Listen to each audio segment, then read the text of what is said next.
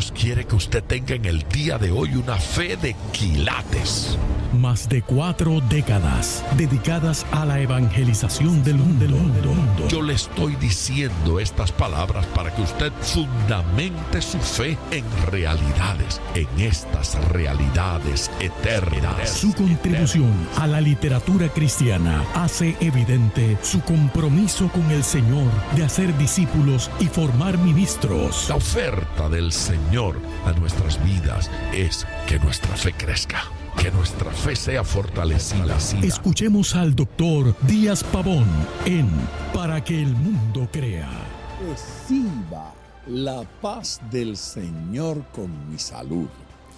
Gracias por participar en otro programa de Para que el mundo crea. Ojalá y no sea simplemente un oyente, sino un participante que nos llame, que nos escriba, que comente, que pregunte.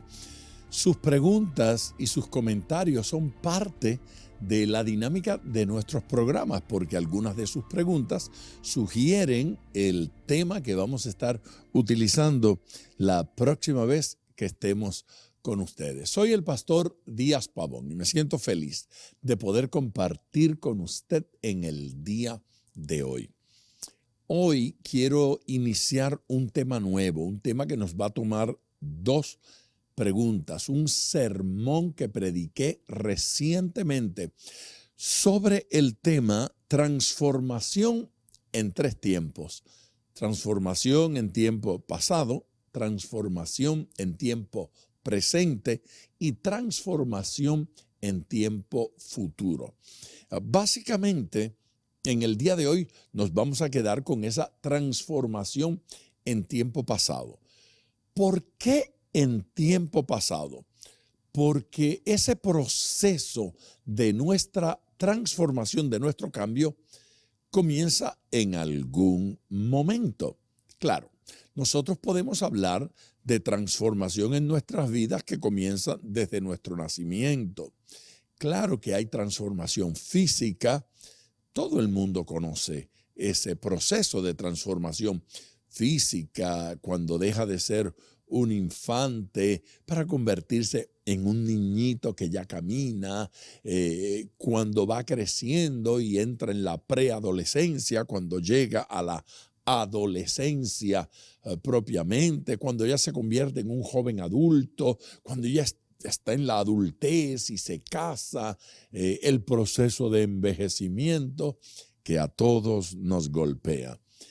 Pero en la vida espiritual, igualmente, hay un proceso de transformación y es un proceso que básicamente comienza con la conversión, que no comenzó simplemente el día en que usted se convirtió, sino por lo que hizo Cristo en la cruz del Calvario. Bueno, hoy vamos a escuchar ese mensaje y el número telefónico estará a su disposición para que se comunique. Es el 305-228-9697. Acompáñeme al púlpito, por favor.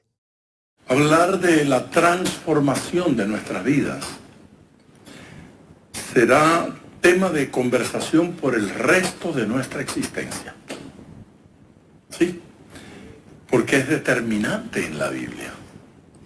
Porque es un proceso en el cual estaremos durante todo el tiempo que estemos en este planeta.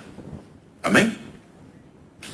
Claro que hay algunas cosas que tal vez debemos reenfocar a la luz de las Escrituras a fin de no decir lo que la Biblia no dice. Como por ejemplo, algunas personas sostienen que nuestra transformación comienza el día en que nacimos. Pero eso no es lo que enseña la Biblia. La transformación importante no comienza allí. Comienza después. Ya vamos a ver cuándo. ¿Cuántos quieren saber cuándo? Claro. Y decimos ocasionalmente que el proceso de transformación durará la eternidad. La Biblia tampoco dice eso, que durará la eternidad. Me parece que hoy podemos identificar 3 tiempos en el proceso de transformación en nuestras vidas y vamos a mirarlos. Quiero comenzar leyendo un versículo en el Antiguo Testamento de una figura que todos ustedes conocen. Se llama Saúl. ¿Recuerdan a Saúl? Rey, el primer rey en Israel. En el capítulo 10 del primer libro de Samuel, el versículo 6. Primer libro de Samuel, capítulo 10 y versículo 6. Entonces el Espíritu de Jehová vendrá sobre ti con poder y profetizarás con ellos y serás mudado en otro hombre. Esa expresión debe producir en nosotros algún comentario. Aleluya, amén, o wow. Wow es bueno. Wow es bueno. Y serás mudado en otro hombre. Este interesante versículo ocurre y tal vez provocaría mayor impacto en nosotros si pudiésemos leer todo el contexto, pero es muy amplio. Algún ganado se le había escapado al papá de Saúl y envió a este muchacho a buscarlo por los campos. Ustedes conocen esa historia. Él no lo encuentra, pero alguien le aconseja y le dice: hay un varón de Dios aquí en la vecindad. En aquella época se les llamaba videntes, luego se les llamó profetas, se les llamaba vidente, y el vidente en aquel lugar se llamaba Samuel. Entonces la idea es: ¿por qué no vamos a consultar a Samuel? ¿Por qué no vamos y hablamos con Samuel? De pronto Dios le muestra, le revela alguna cosa. Y conocen ustedes la historia. A Saúl le parece que no podían ir a ver al vidente porque no tenían una ofrenda que darle. Nos hemos comido todo, nuestras alforjas están vacías, no tenemos que llevar, y no es bueno ir a ver al siervo de Dios y no honrarlo con una dádiva. El criado recordó que le quedaba alguna pieza de valor y le dijo: ¿por qué no le entregamos tal cosa? Y dijo él: muy bien, y fueron. En ese contexto Dios le habla a Saúl. Interesante que cuando llega a donde Samuel, el día antes Dios le había hablado a Samuel y le había dicho que este muchacho iba a venir, que este muchacho iba a llegar. No tenía Saúl idea de lo que le iba a suceder en ese encuentro, pero allí él iba a escuchar por primera vez que Dios lo había escogido para ser rey sobre Israel. Él era guapo. La Biblia dice que era alto, esbelto, hermoso, delgado.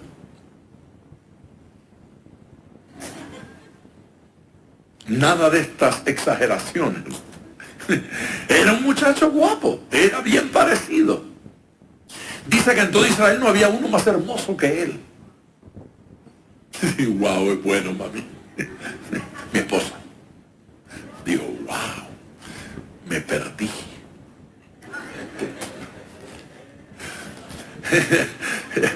Saúl era hermoso. Pero nada más que eso. Nada más que eso. Era de esos que andaban impresionados con su hermosura. Estaba enamorado de sí mismo.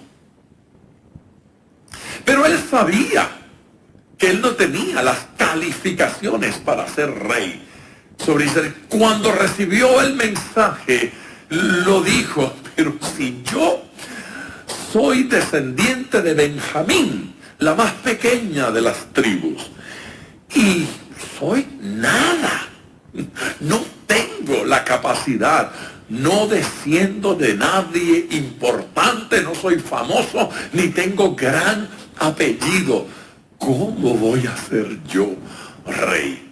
Pero a Dios no le preocupó eso, porque Dios tenía un plan con Saúl.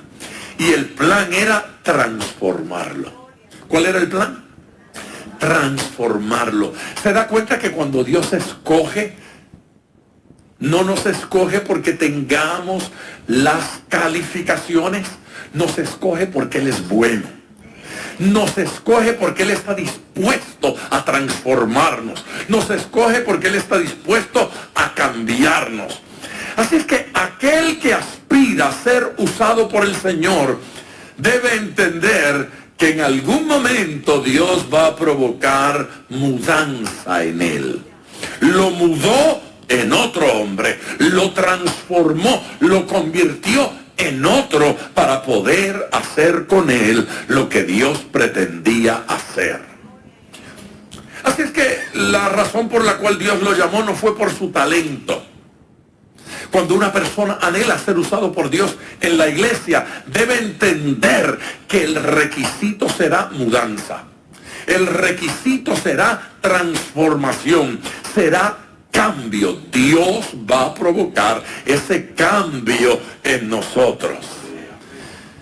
Si queremos servir, si queremos ministrar, si queremos ser útiles en las manos del Señor, tendremos que pasar por un proceso de cambio. Y aquel que llega a creer o a sentir que él ya es capaz, que él ya tiene las calificaciones y que no necesita nada para ser utilizado por el Señor, la tal persona no va a ver la gloria de Dios. Solo verá la gloria de Dios aquel que siente que la necesita. Cuando una persona opina de sí mismo de que yo sí puedo, a mí me preocupa mucho cuando oigo a la gente gritando, yo sí puedo, yo sí puedo. Yo sé que se van a escachar. Yo espero verlos por el camino en algún momento, porque el que siente que tiene la capacidad, el tal no experimenta la gloria de Dios. Y eso es una realidad en la iglesia. Eso pasa en medio nuestro. La palabra para transformación es esa que finalmente se utiliza en español, metamorfosis. Metamorfo es la palabra. Y significa un proceso de cambio.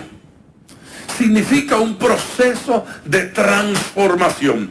Así que en ese sentido, la transformación es un proceso que no terminó con nuestra conversión. Oh, yo me convertí, ya he sido transformado. Pero es evidente que nos falta mucho.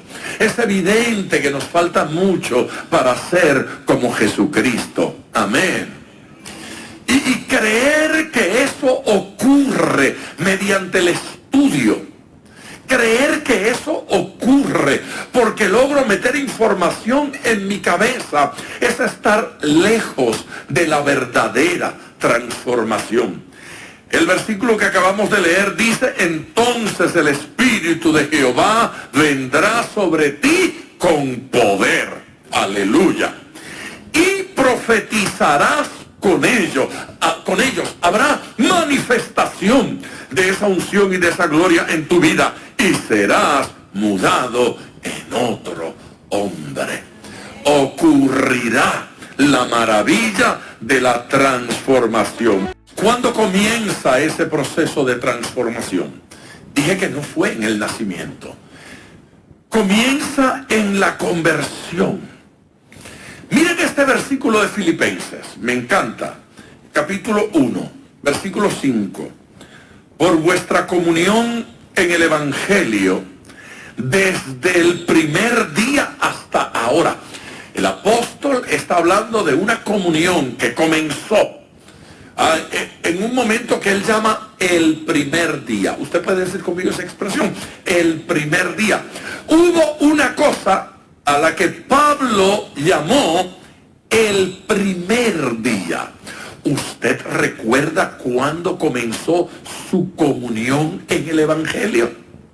Hubo un primer día Alguien dice, no, yo siempre he estado en comunión. A usted se le acabó la memoria o no le ha llegado el primer día. Una de dos cosas. Y puede ser que sea un asunto de memoria. Alguien puede decir con toda sinceridad, yo recuerdo una etapa en la que pero no recuerdo cuál fue el primer día. Yo puedo entender eso. Yo puedo entenderlo, pero créame, hubo un primer día. Hubo un día cuando no teníamos comunión con Dios.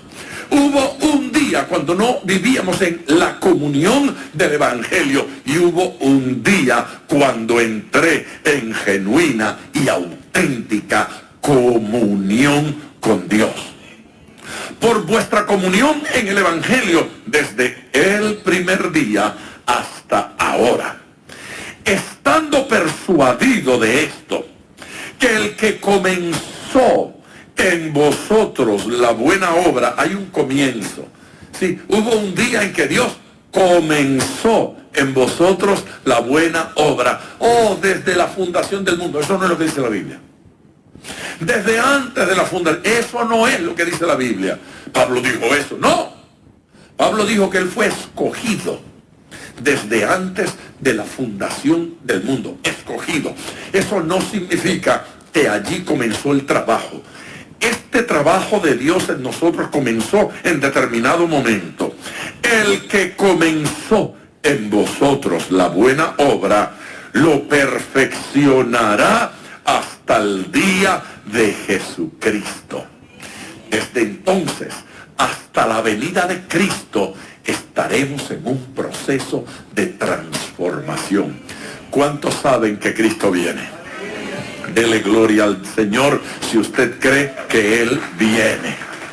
Aleluya. No somos modelos terminados. No somos modelos terminados. No lo somos. ¿Lo puedes reconocer? Amén.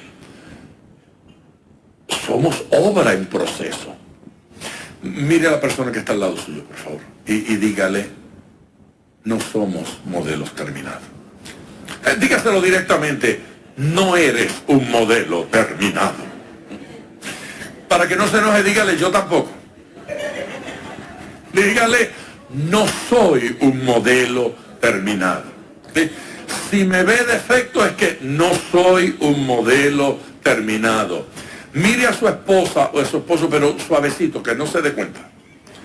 Diga, si le ve defectos, sepa que no es un modelo terminado. No, Dios no ha terminado. Estamos en proceso. Yo creo que eso hay que decirlo también. ¿No es cierto? Yo creo que eso también tenemos que decirlo, sí. Somos obra en proceso. Especialmente a su esposa, dígale, a su esposo, a sus hijos, a sus padres. Soy un modelo en proceso. No se pongan muy exigentes. Somos una obra en proceso. Somos un trabajo de Dios en desarrollo. Pero no hay un proceso de Dios en desarrollo si no ha comenzado. Así es que es importante que en el día de hoy usted sepa que en efecto el trabajo de Dios en su vida comenzó, que ya inició. Dios está trabajando en nosotros. Dele gloria a Dios. Cada día, para parecernos más a Él. Él está trabajando en nosotros cada día para que nos parezcamos más a Él. Pero la historia no termina allí. De que Dios está trabajando, Dios está trabajando. La pregunta es cuán consciente estoy de que yo tengo que estar trabajando. Óigame, Señor, tenemos que estar trabajando en nuestras vidas para parecernos más al Señor. No nos podemos conformar con lo que ya somos. Tenemos que parecernos a Cristo.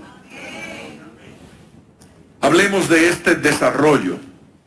Hablemos de estos 3 tiempos en nuestra transformación.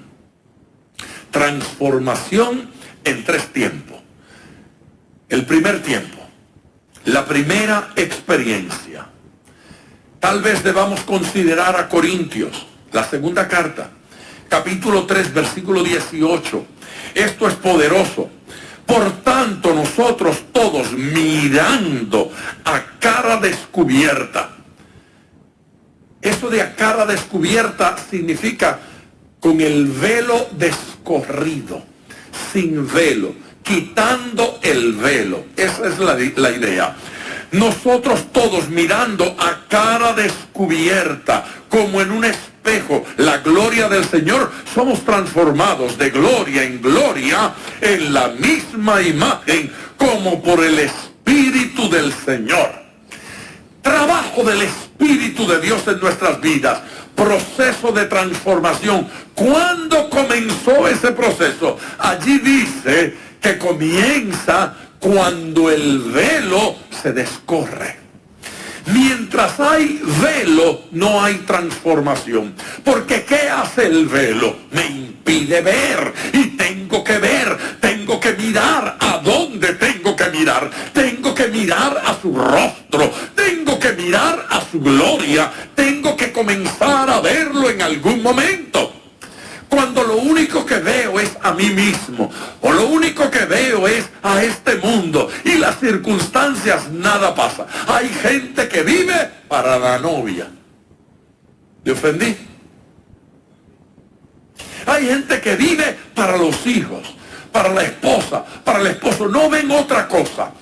Sin eso no hay vida. Ay, si ella se muere, me muero. Mentira. Se mueren y están ahí vivito y coleando en la próxima semana. No más tranquilos. Bueno, no tan tranquilos. ¿Sí? Llorarán, se enfermarán. Algunos se mueren. Pero el que se muere es que no tiene vida fuera del esposo. No tiene vida fuera de sus padres. No tiene vida fuera de sus hijos. No tiene vida fuera de su novio. Usted tiene que tener vida. Amén. Vida en Él. Es bueno que usted ame a su esposo. Cristo es la razón de ese amor. Cristo debe ser más importante que su esposo, que su hijo, que su hija, más importante que sus padres. Él es el Señor. Pero el que no lo ve, hay gente que cuando piensa en Dios, piensa en un predicador. Dios es algo así como Billy Graham perfeccionado. Sí. Hay gente que piensa en Dios y piensa en religión. Hay gente que piensa en Dios y piensa en alguien muy santo, alguien a quien conoce. Hay gente que por la falta de Dios tienen que buscar un sustituto. Esos son sustitutos. ¿Por qué? Porque no tengo lo auténtico y tengo que recurrir a esto. Estábamos en un culto. Yo estaba sentado junto a Raimundo Jiménez, uno de mis predicadores favoritos de todos los tiempos. Y otra persona predicaba y oraba y sacó una lata de aceite. ¿Sí? Yo no dije un frasquito, yo no dije un pomito, yo dije una lata. Y la gente pasaba al altar y él le derramaba aceite desde la lata. Y se le acabó la lata. Y pidió otra lata. Y siguió ungiendo. Y yo estaba ahí. Que por cierto, me habían regalado un saquito nuevo. Un cantante cristiano, Manuel Román.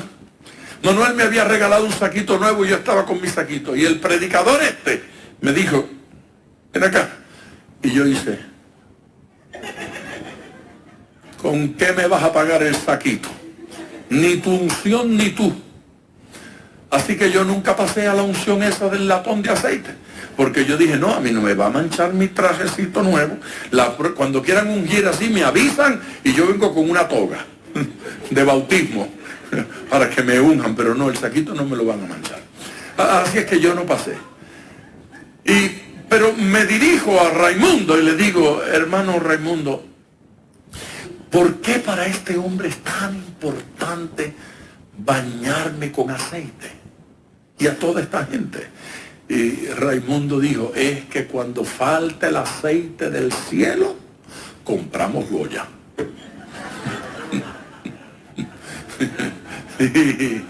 La ausencia de la verdadera unción nos hace recurrir a algunas de estas manipulaciones.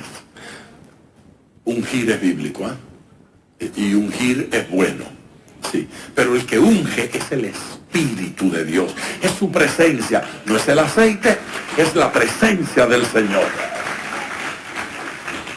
No tengo problema en utilizar aceite para la unción. Eso no es lo que estoy diciendo. Lo que estoy diciendo es que estas cosas, la sombra no puede sustituir la esencia. El símbolo no puede sustituir la verdad. Él es la verdad. Aleluya. El Espíritu de Dios.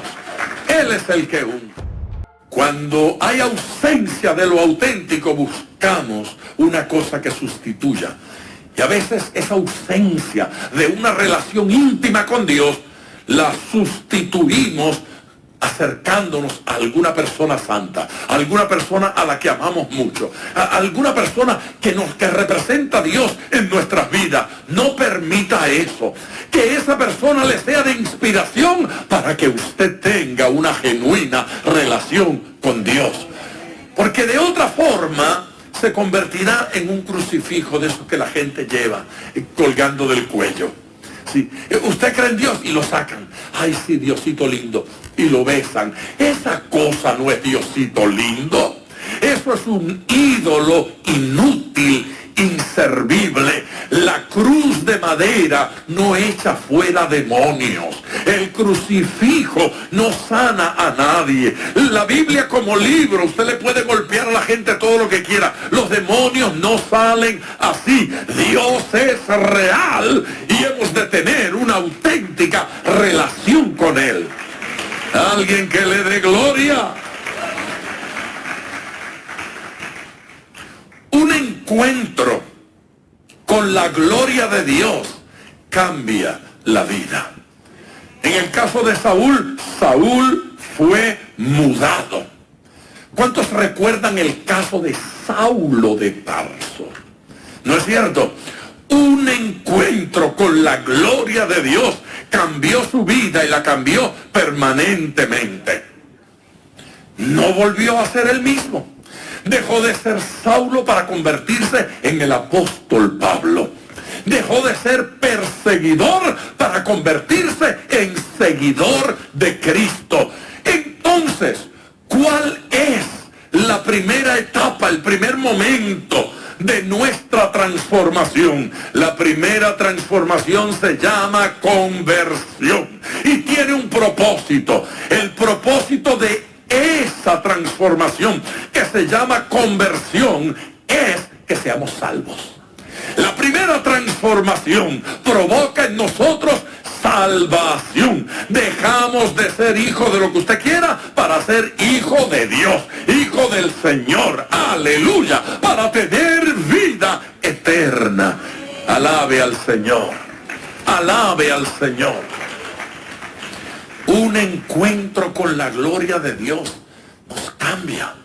El caso de Isaías es de considerar. Isaías vio la gloria de Dios. La expresión que salió por su boca fue: ¡ay de mí! Soy muerto. ¿Por qué? Porque reconoció que tenía labios inmundos.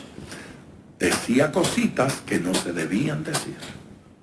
Y que era parte de una comunidad de gente de labios inmundos.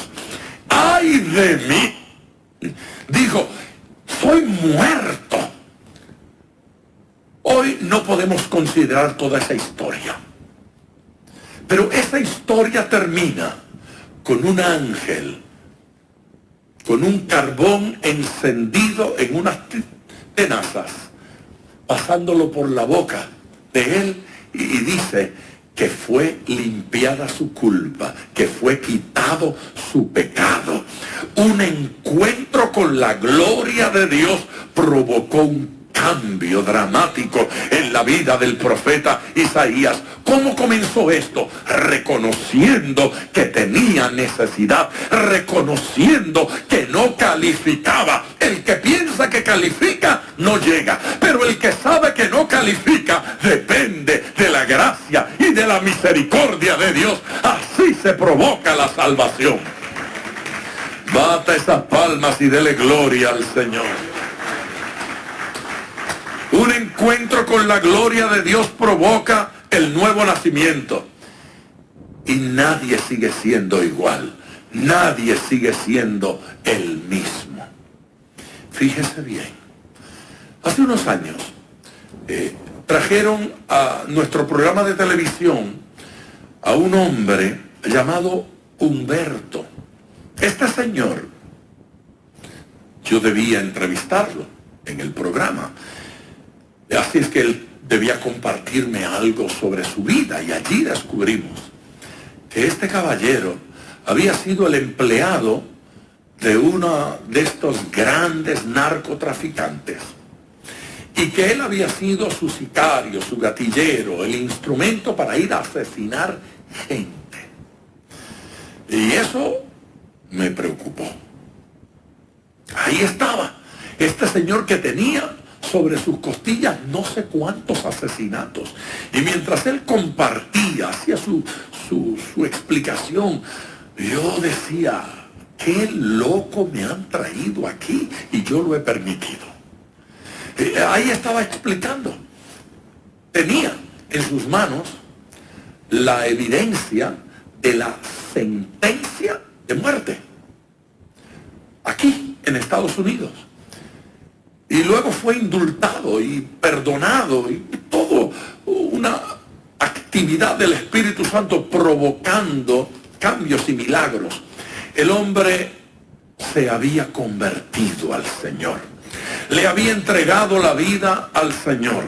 Después de que lo habían intentado asesinar y lo habían dejado por muerto. La estrategia que su jefa utilizó para matarlo fue: necesito que me entrenes un par de otros gatilleros. Los vas a entrenar para que ellos hagan el trabajo que tú haces aquí, que ellos lo hagan en otros lugares. Muy bien. Y se dio a la tarea de entrenarlo sin saber que estaba entrenando a su asesino. Y la graduación fue intentar matarlo a él. Lo tiraron en un canal, lo dieron por muerto. Pero evidentemente no murió porque yo lo entrevisté años más tarde. Hoy es un pastor. Hoy es un predicador de este evangelio. Hoy es un predicador de amor, de misericordia y de bondad.